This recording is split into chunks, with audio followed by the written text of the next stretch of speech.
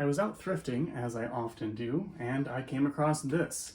This is an HP All-in-One 200, and, well, it's a computer, and I don't usually see those at the thrift stores. Typically, they just recycle those for data security reasons. They sell monitors, keyboards, mice, but never the computer.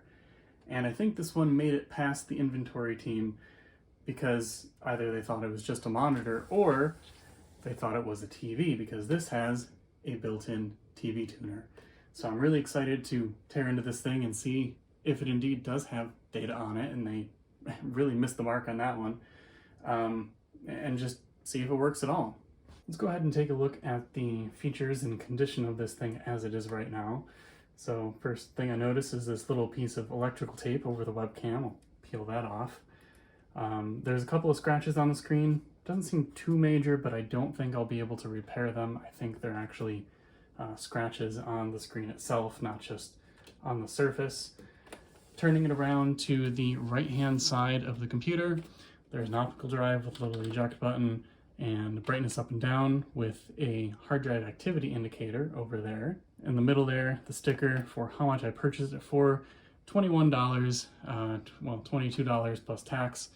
And it is a bit much for this kind of computer, but it is kind of interesting to think that now these Windows 7 machines, or I think this might be a borderline Windows Vista machine, to be honest, these are going to start becoming maybe not collectible, but desirable as a nostalgia machine, which is just crazy for me to think about, that a Windows 7 computer could be nostalgic for somebody.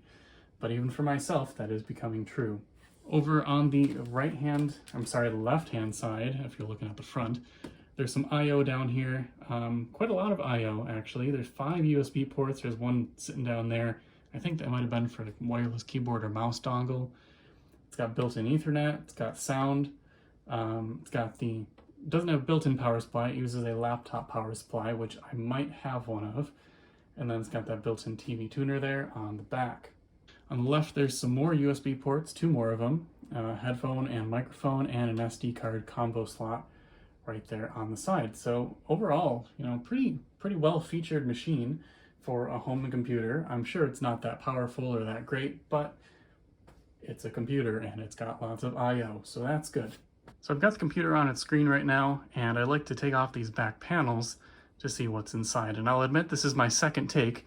I tried to take this panel off with the screwdriver because there were little marks on it from before me that looked like somebody tried to pry it off, and well, that's not how it comes off. This panel is the one that comes off. So you kind of jam a screwdriver in there, pop it up, there it goes. That panel comes off, and then these two slide off just like that. Pretty easy. So looking at RAM, looks like we got 2 4GB sticks of DDR3. So 8 gigs of RAM on a Windows 7 machine is really good, actually. And it does in fact have a hard drive, which is mind-blowing to me because usually thrift stores, I've only seen a computer there like one other time, but it had the hard drive removed.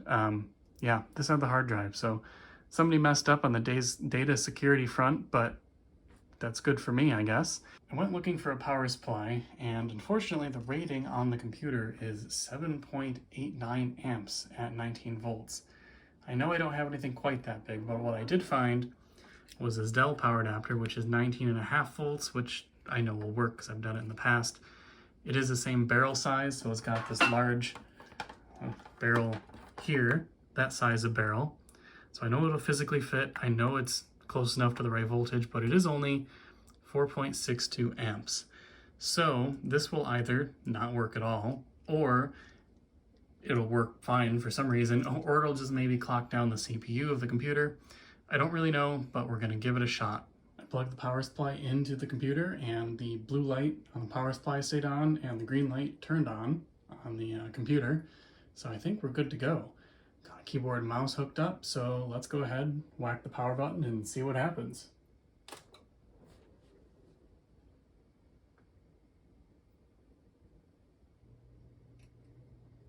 Hey, what do you know? You have power. Well, I didn't get to read all that, but it seemed like it worked just fine. So this looks like a pretty standard American Megatrends BIOS. It appears that the clock battery is dead, got a date of 4/8/2010, which is very not true. Interesting, has a option there for floppy diskette, as if there's a place for it inside this machine. First drive, ST3100 or 31,000, either a 300 gig or is it? No, it is a 1 terabyte. So this hard drive has certainly been upgraded from the original one. I can't imagine it had more than a 250 from the factory. There's the optical drive, and we've got 2 sticks of RAM, as we saw, 4 gig sticks, PC3 6400. For a CPU, well, that's rather unfortunate, but really not all that surprising. It's got a Pentium dual-core E5400 at 2.7 gigahertz. So for a general purpose computer, that's absolutely fine. I'm sure this thing runs Windows 7 very well, but it is definitely a lower end CPU and a lower end machine at all. I shouldn't say lower end, maybe I should say budget machine. It's got shared video memory, so probably no discrete graphics in this one. SATA controller options, and then onboard TV tuner, there it is, enabled.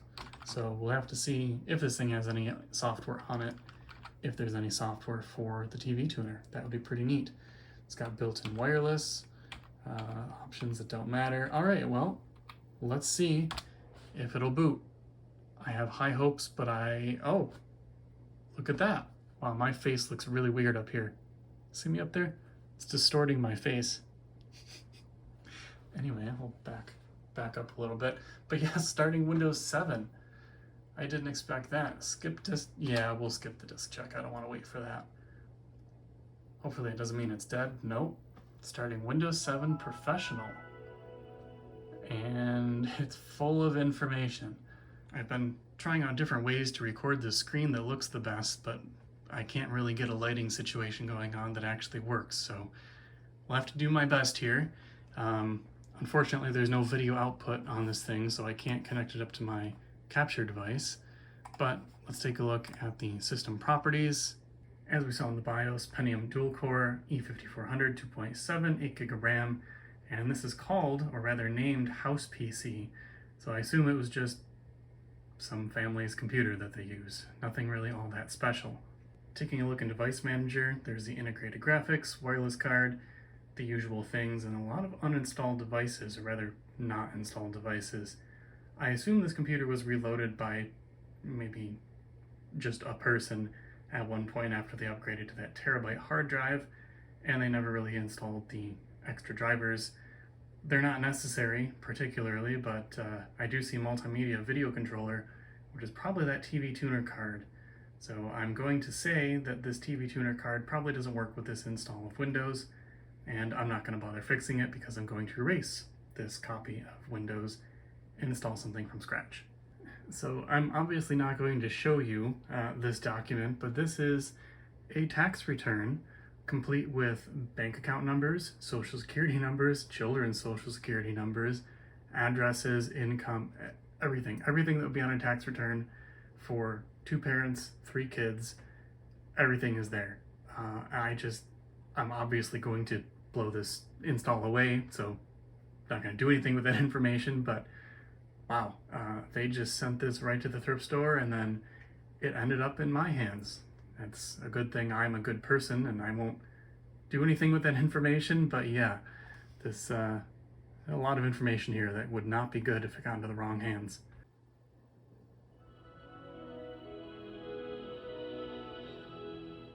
Nice.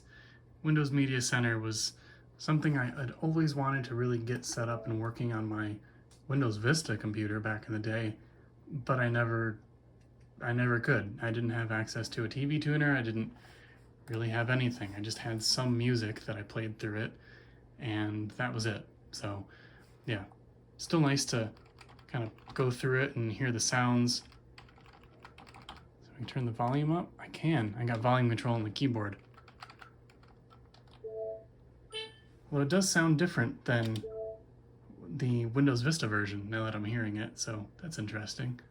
Anyway, that's Windows Media Center, nothing too special, but if I had the TV tuner driver installed and a cable connection in my house, which I don't, then I could have used this for some TV. So that about wraps it up for this computer. I hope you enjoyed watching. I'm going to set this aside until I figure out what I want to do with it, and then definitely erase this install of Windows. I'm thinking about putting Windows Vista on it, because this does seem like, even though it's a Windows 7 machine within a Windows 7 COA, it just screams Windows Vista to me for some reason. But let me know what you think in the comments. I will keep this thing around for a little while. Unless there's really no interest in it, then I'll probably just refurb it and sell it on. So thank you very much for watching. I hope you enjoyed, and we'll see you in the next video.